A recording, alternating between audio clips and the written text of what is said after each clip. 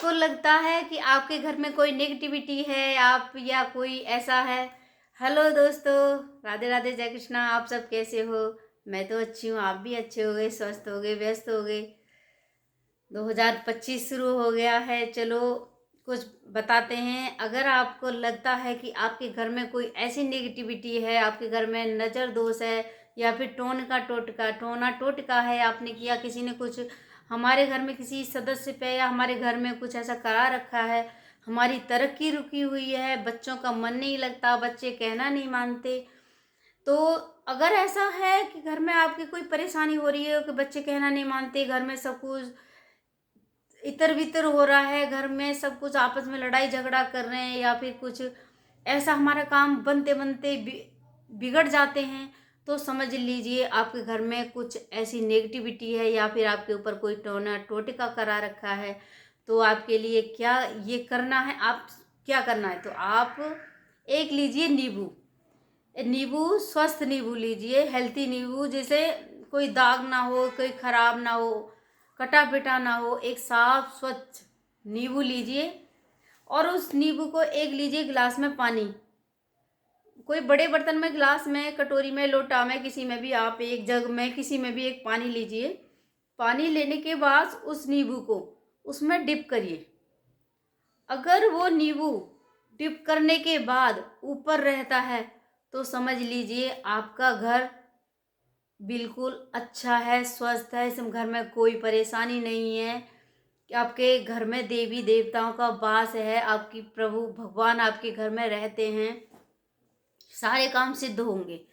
और जो लगता है कि वो हमारा नींबू हमें उसके डालने के बाद डिप करके अंदर चला गया, तो आप समझ जाइए आपके घर में बहुत बड़ा नज़र दोष है या फिर आपके घर में कोई नेगेटिविटी है, आपके घर पे किसी में कुछ करा रखा है। तो उसका तुरंत इलाज करें, तुरंत किसी के पास जाएं और अपने घर को किसी अच्छे से पंडित, किसी, सबसे पहले तो आप सत्यनारायण की कथा कराना शुरू कर दें या फिर कोई हवन हवन कराएं, चंडी पाठ कराएं, कोई ना कोई ऐसी पाठ कराएं घर में जिससे कि हमारे घर का शुद्धिकरण होगा रोज।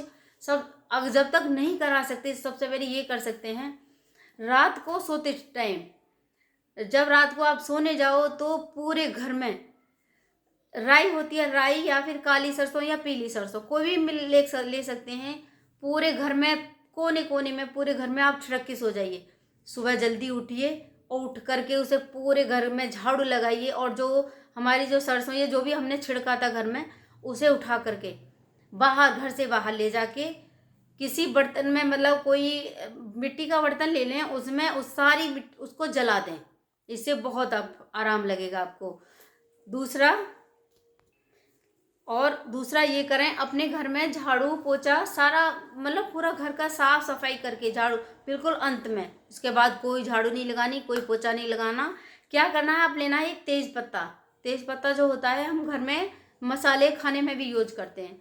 उस तेज पत्ता को लेकर के जितने भी अपने घर में, तुम्हारे घर में जितने भी रूम हैं, कमरे हैं, जो जितनी भी देहली हैं, सारे देहली के अंदर एक एक तेज पत्ता जला दीजिए, जला दीजिए। ये 2-4 दिन करिए, बहुत आराम मिलेगा, बहुत ज़्यादा आपके घर के नज़र दोष खत्म होगी। और एक क्या करना है, अपने घर के जो हमारा मेन गेट होता है, दोनों तरफ, दोनों तरफ दाएं बाएं, जब हम अंदर की तरफ में एंट्री करते हैं, उसके बाहर की तरफ वहाँ ओम भगवते वासुदेवाय ये लिख दीजिए।